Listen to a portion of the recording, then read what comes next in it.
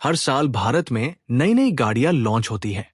कुछ गाड़ियां छा जाती हैं, तो कुछ आती हैं और कब चली जाती हैं किसी को पता भी नहीं चलता।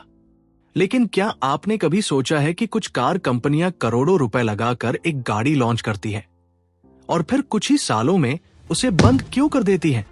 क्या वजह होती है कि कुछ कारें मार्केट में टिक नहीं पाती? खराब डिजाइन, ज्यादा कीमत, फीचर्स की कमी या फिर ब्रांड की गलत रणनीति? इस वीडियो में हम बात करेंगे ऐसी ही 5 गाड़ियों की जो कभी भारत की सड़कों पर चलती थी लेकिन अब पूरी तरह डिसकंटिन्यू हो चुकी है। हम सिर्फ नाम नहीं बताएंगे, हम आपको बताएंगे क्यों ये गाड़ियां फ्लॉप हो गई, क्या गलतियां हुई और क्या सीखा जा सकता है इनसे। तो चलिए शुरू करते हैं।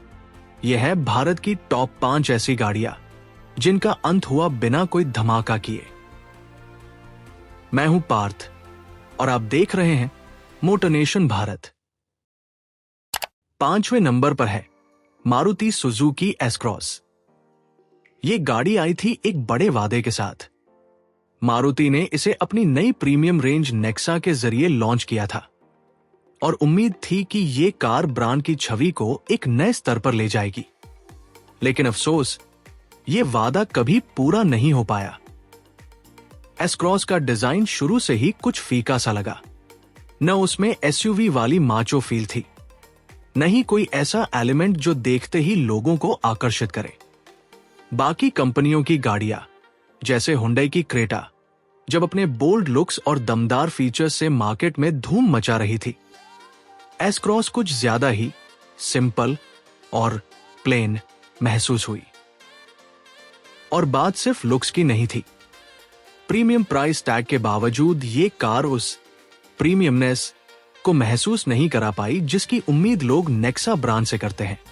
इसके इंटीरियर्स, फीचर्स और परफॉर्मेंस सब कुछ ठीक ठाक था, लेकिन अलग कुछ भी नहीं था।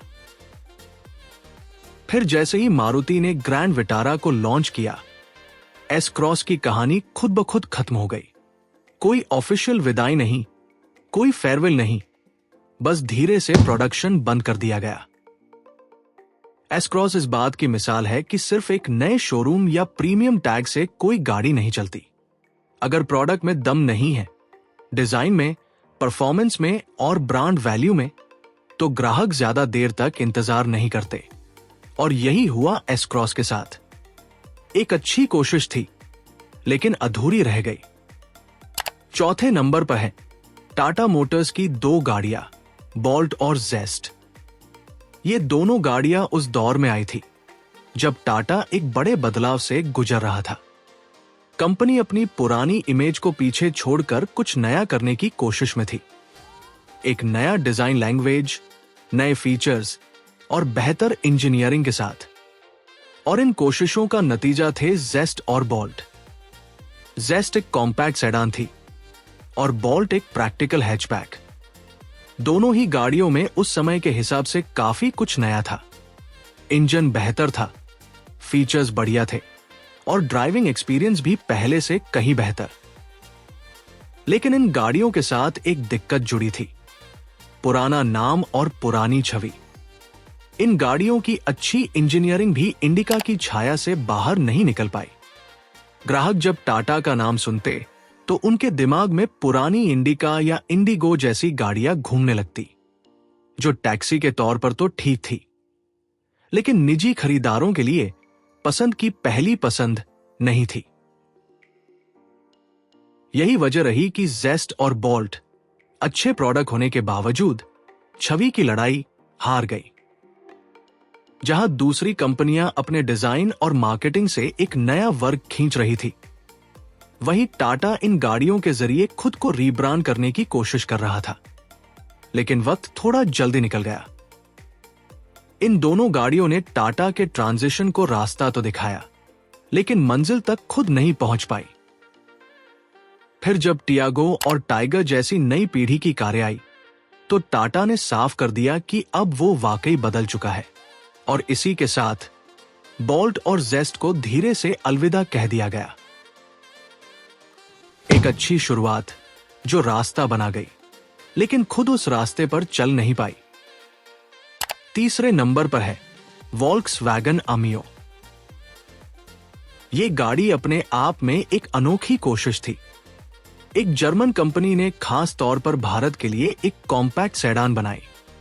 ऐसा कदम वॉल्क्सवैगन जैसे ब्रांड से पहले कभी नहीं देखा गया था। अमियो को डिजाइन किया गया था भारतीय टैक्स ब्रैकेट को ध्यान में रखते हुए। 4 मीटर से छोटी गाड़ी, ताकि टैक्स कम लगे और कीमत किफायती रहे। लेकिन अफसोस, ये गाड़ी कभी उस मेड फॉर इंडिया वादे पर खरी नहीं उतर पाई। सबसे पहली कमी थी रियर सीट स्पेस में। अमियो दिखने में जितनी कॉम्पैक्ट थी, अंदर से उतनी ही तंग भी। पीछे बैठने वालों को घुटनों की जगह कम मिलती थी और लंबी यात्राओं में ये बात साफ खलने लगती थी। जहां एक तरफ मारुति डिजायर और होंडा अमेज जैसी गाड़ियां आराम और स्पेस दोनों के लिए जानी जाती थी, अमियो उस मुकाबले में कमजोर पड़ गई। इसके अलावा अमियो के डिजाइन में भी वो अलग पहचान नहीं थी जो एक सेडान को खास बनाती है। दरअसल ये गाड़ी देखने में पोलो जैसी ही लगती थी, बस पीछे एक डिब्बा जोड़ दिया गया था। लोगों को ये सेडान जैसा फील नहीं देती थी जो इस सेगमेंट के खरीदार अक्सर चाहते हैं। वॉल्क्सवैगन ने इसमें दमदार इंजन जरूर दिया और इसकी बिल्ड क्वालिटी भी टिपिकल जर्मन स्टाइल में शानदार थी। लेकिन भारतीय ग्राहकों के लिए स्पेस, प्रैक्टिकलिटी और कीमत सबसे ऊपर होते हैं, और इन तीनों में अमियो मात खा गई। अंत में न सेल्स चले, न ब्रांड को कोई नया फायदा हुआ, और कुछ ही सालों में वॉल्क्सवैगन ने इसे चुपचाप बंद कर दिया। एक अच्छा इरादा था, लेकिन जमीन पर उतरते उतरते वो कनेक्शन कभी बन नहीं पाया। दूसरे नंबर पर है होंडा BRV। नाम में SUV, लेकिन डिजाइन में थोड़ी MPV जैसी झलक। और शायद यही सबसे बड़ी उलझन थी इस गाड़ी के साथ। होंडा ने BRV को उस समय लॉन्च किया था जब भारत में SUV सेगमेंट तेजी से बढ़ रहा था। लोग ऊंचा स्टांस, दमदार लुक और मजबूत रोड प्रेजेंस चाहते थे। लेकिन BRV को देखकर ग्राहकों को ज्यादा उत्साह नहीं आया, क्योंकि इसका डिजाइन कहीं न कहीं होंडा मोबिलियो से मिलता जुलता था, जो पहले से ही फ्लॉप हो चुकी थी। BRV में कंपनी ने 7 सीटर सेटअप दिया और स्पेस व ड्राइव क्वालिटी अच्छी थी, लेकिन वो SUV वाला स्वैग गायब था। ऊपर से इसका लुक कुछ पुराना सा और बेस्परेट लगा।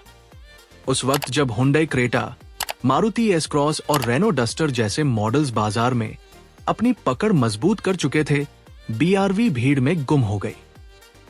एक और बड़ी चूक थी डीजल और ऑटोमेटिक का कॉम्बिनेशन। उस दौर में बहुत से खरीदार डीजल इंजन के साथ ऑटोमेटिक गियरबॉक्स चाहते थे, खासकर शहरी इस्तेमाल के लिए। लेकिन होंडा BRV में या तो आपको डीजल मैनुअल मिलता या पेट्रोल ऑटोमेटिक, यानी जिस फीचर की सबसे ज्यादा मांग थी वही मौजूद नहीं था। इसके अलावा फीचर्स भी सीमित थे और प्राइसिंग उतनी किफायती नहीं थी जितनी ग्राहकों को उम्मीद थी। नतीजा यह हुआ कि BRV ना पूरी SUV बन पाई, ना एक कामयाब MPV। ग्राहक कंफ्यूज रहे और सेल्स लगातार गिरती रहीं। और आखिरकार होंडा ने इस मॉडल को बंद कर दिया।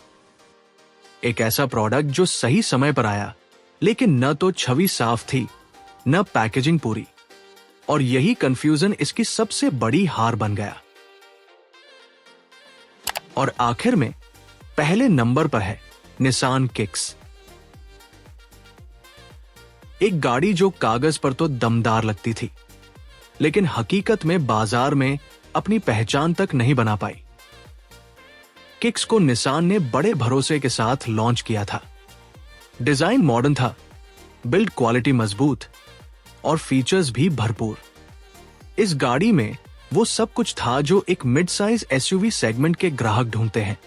Touch screen, connected car technology, projector headlamp और एक ठोस रोड प्रेजेंस।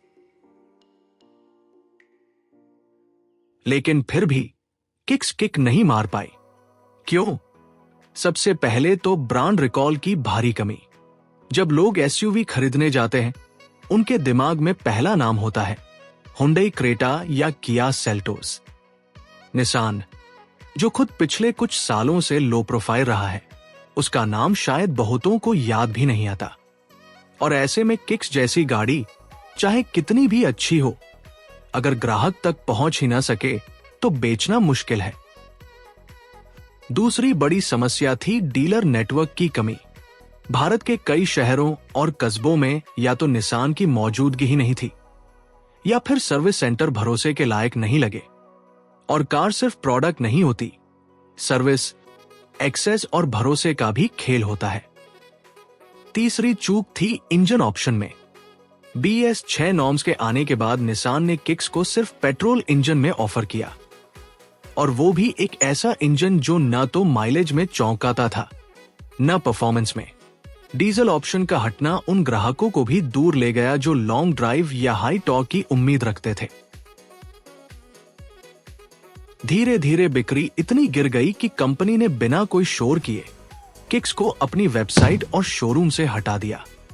कोई ऑफिशियल ऐलान नहीं, कोई विदाई नहीं, बस चुपचाप अलविदा। निसान किक्स की कहानी एक ऐसे प्रोडक्ट की है जो अंदर से मजबूत था, लेकिन बाहर की दुनिया से कटा हुआ। एक अच्छी गाड़ी जो अपने ही ब्रांड की कमजोर पकड़ और बाजार की कड़ी टक्कर में दम तोड़ गई। तो ये थी वो 5 गाड़ियां जो भारतीय बाजार में कुछ खास कर नहीं सकी। किसी ने डिजाइन में मात खाई, किसी ने ब्रांड की पहचान में, और किसी ने खरीदारों से जुड़ने का मौका ही खो दिया। आपका इन गाड़ियों को लेकर क्या अनुभव रहा? क्या आपने इनमें से कोई गाड़ी कभी चलाई या खरीदने का सोचा था? नीचे कमेंट में जरूर बताइए। अगर वीडियो अच्छा लगा हो तो लाइक कीजिए, शेयर कीजिए और सब्सक्राइब करना मत भूलिए, क्योंकि ऑटोमोबाइल की ऐसी कहानियां हम लाते रहेंगे आपके लिए। मिलते हैं अगले वीडियो में, तब तक के लिए सेफ ड्राइविंग।